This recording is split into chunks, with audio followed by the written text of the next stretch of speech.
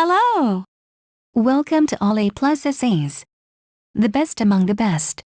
My name is Julie and I will be your instructor as we read through To Kill a Mockingbird essay. The article source is embedded in the video description below. Feel free to read along. Please note that you can get a custom, plagiarism-free essay for as little as $10 a page at All A+ Essays. The link is in the description. In a small town deep south in Alabama, two children reside in a house with their father Atticus. Macomb was this town's name, and within Macomb lived the nastiest, most psychotic recluse to have ever lived, and it just so happens that this monster of a man is the neighbor of the two young children. At least this is how Boo Radley is perceived to be in To Kill a Mockingbird by Harper Lee.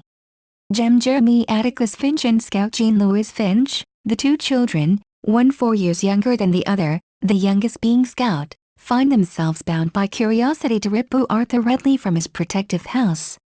This is when the relationship of Boo Radley and the Finch children begin, but the relationship between Boo and the children change through the course of the novel.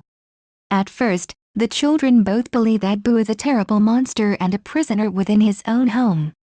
They, along with the entire town of Macomb, believe he is a psychotic anger-filled maniac.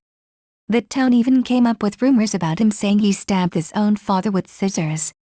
The obsession with Boo begins when a young boy named Dill moves in with his aunt who lives by Jem and Scout. Dill meets Jem and Scout, resulting in Dill's curiosity of meeting Boo Radley. That summer began the race to finally see Boo. At this time in the book the children describe Boo as a rodent-eating, drooling, ugly, tall monster, hence the name Boo. They believe that everything about Boo and his house is haunted and will kill you. The children come up with different schemes to get Boo out of the house, but they all seem to fail.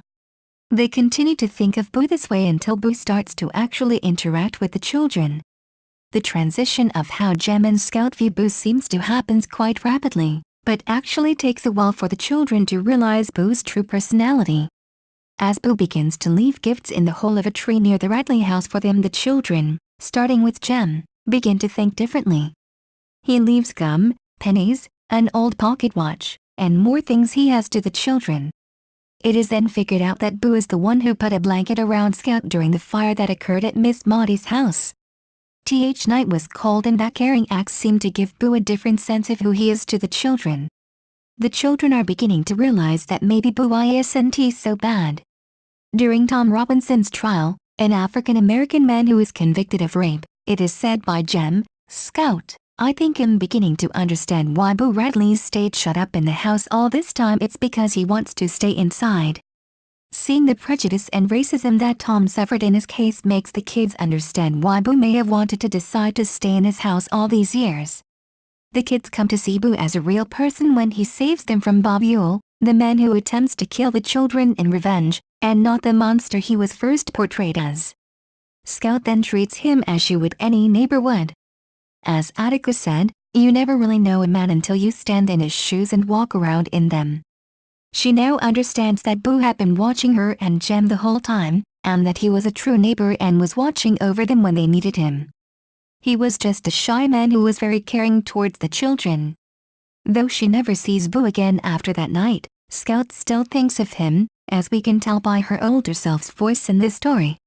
In this, the children's maturity has definitely developed and it is evident in their relationship. By the end of the novel, they meet Boo and he is almost childlike in his mind due to lack of human contact over the past years. This makes him almost closer to the children as he has a similar mental capacity. When they meet and Boo is about to leave to go back home, he asks Scout if she could walk him home. This just goes to show how innocent and childlike Boo is. That he wants someone to walk him home as if he was scared to do so alone. Boo Radley and the children's relationship had evolved from the beginning of the book to the end very dramatically, from Boo being a monster to now his being a neighbor and a friend. Thank you for taking your time to listen to me. I hope you enjoyed learning about To Kill a Mockingbird essay as much as I did.